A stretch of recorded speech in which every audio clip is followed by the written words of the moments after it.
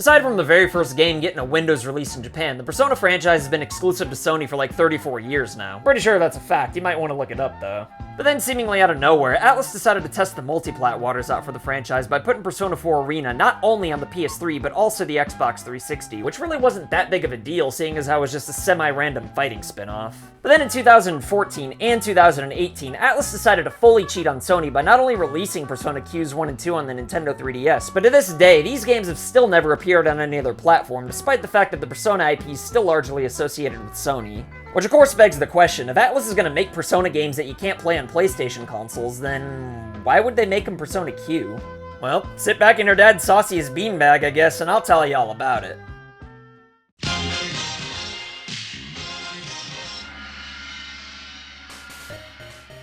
Alright, so to make a short story even shorter, the main reason why you can only play the Persona Q games on the Nintendo 3DS is obviously because of how they utilize the touch controls. I mean, sure, the Vita does have a touchscreen, and Atlus probably could have found a way to make it acceptable somehow, but it just wouldn't work nearly as well without having a dedicated touchscreen for drawing all the maps out, which is actually why I made a video about why I don't think Persona Q games should come to the Switch or PS5 anytime soon, at least not before mainline games anyway. But it's not like the Vita was selling all that well in 2014 anyway, and contrary to what some people may think, Persona has no real obligation to Sony, otherwise there would have never been an exclusive on another platform, regardless of whether or not it's a spin-off. And trust me, the irony of Persona initially being a spin-off in the first place is definitely not lost on me here. I mean, could you friggin' imagine if there was something like a God of War kart racer as an exclusive to the Switch, or a Captain Toad's Treasure Tracker exclusive to the PlayStation? Of course not, you friggin' dingus, because those franchises have actual obligations to Sony and Nintendo respectively. And sure, all the mainline Persona games are on PlayStation consoles, but Shin Megami Tensei games used to be synonymous with Nintendo, but not because Shin Megami Tensei had any kind of obligation to the above-average-sized end, it's just that the Super Famicom happened to be the best place for RPGs back in the day.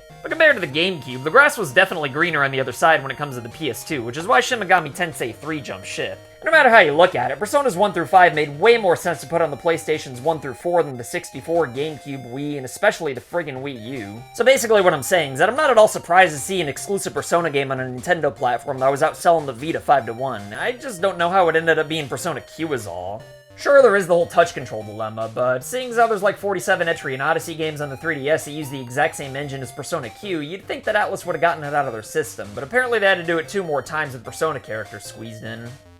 Like I said in my review of Persona Q1, I definitely did like that game, all things considered, and even though I'm not done with my Persona Q2 video just yet, I can definitely say that I like that game quite a bit as well.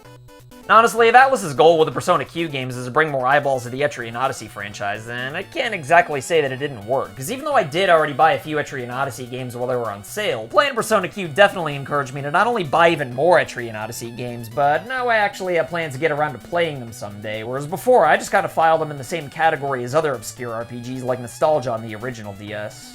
You know, RPGs with covers that look pretty cool, but you're never actually going to find the time to play them. But even though a handful of Persona fans like myself actually bought a few Etrian Odyssey games thanks to Persona Q, I'm a tad bit skeptical that cheating on Sony with Nintendo was really worth it if that was the goal all along, which I don't think it was. So if Atlus was going to make such a bold move and bring the Persona IP to an entirely new audience, then I don't know why they'd do it with a spin-off that's so drastically different aside from using the same characters. I mean, seeing the cast of different Persona games interacting with each other is certainly a good selling point, but I just can't fathom that there'd be more than like 7 or 8 people who'd check mainline Persona games out after starting with Q.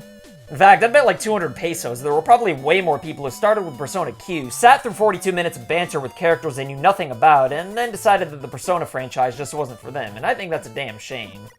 And I'm sure there's probably a few people in the comments section who are gonna say, hey, buttwagon, Atlus didn't put these games on the 3DS to try to make new Persona fans. And well, I'm pretty sure making new fans probably really wasn't Atlus's intention, cause outside of a quick description for each character, Q mostly assumes that you've not only played one of the previous 90+ hour games, but 2 of them, or in the case of Persona Q2, 3 90+ hour games. But if Atlus really wasn't trying to get new Persona fans out of the 3DS's install base, then I think that's just plain silly, and if they were trying to get new fans with it, then I honestly think their poor attempt was probably an ass hair sillier.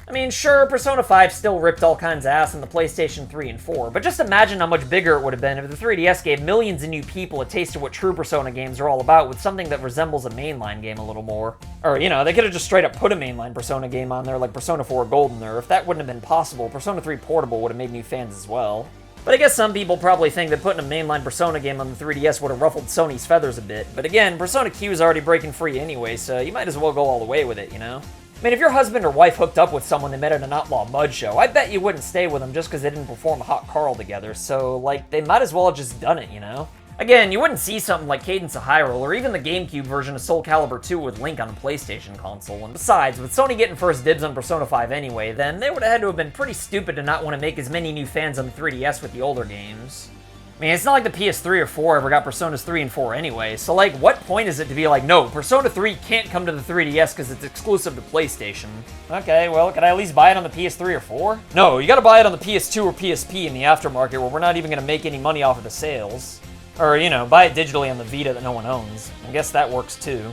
And even if Personas 3 and 4 were on the PlayStations 3 and 4, it's not like anyone was gonna buy those consoles to play 10-year-old games anyway. So honestly, putting them on the 3DS wouldn't have done any harm for Sony, just like how putting Persona 4 Golden on Steam doesn't do any harm either, which is actually why Microsoft games like Cuphead are on the Switch. I honestly used to think that was friggin' insane, but the more I thought about it, the more I realized how smart it really was, because I'm pretty sure no one was buying an Xbox to play 2D platformers that were a couple years old at the time. So I mean, they might as well make some extra money and put them on the Switch, you know? I mean, as much as I love Cuphead, it's not like the games were Halo or anything like that. Plus, mainline Persona games would have sold better on the 3DS than Q anyway, so even Nintendo would have benefited from it. Plus, a lot of people would have been happy as well, so any way you look at it, it's a win-win for everyone involved. Well, you know, aside from the diehard Sony fans anyway. Those people get pretty pissed off anytime I mention anything Persona coming to Nintendo. And look, I know that a lot of people really like the Q games, so I'm sure there's bound to already be some comments from people who want to shove a taco up me bum, but I'm not saying that Q shouldn't have existed at all. I just think that it's weird for them to be the only Persona games on a platform is all. Like, yeah, plenty of 3DS owners also own PlayStations and Persona games, which I'd imagine are the majority of people who actually bought Persona Q titles, but I really don't think there were that many people who got a 3DS for the first Q game, even though the Persona Q model was pretty cool.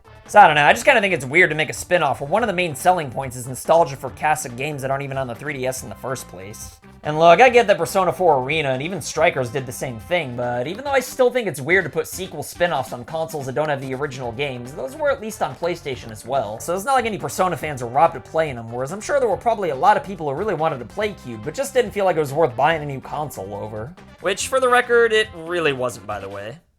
So the short answer as to why Persona Q is exclusive to Nintendo is obviously because of how ideal the touch controls are for this type of a game, but why Atlus felt like they had to shoehorn Persona characters into an Etrian Odyssey game on a platform that a large chunk of the Persona fanbase doesn't even own, the world may never know. But anyway, that's all for today. If you liked this video, then you might like my videos of Atlus telling me to cut my Persona Q cartridge in half in exchange for a download code. But if you'll excuse me, I gotta go wash my hands now. Later.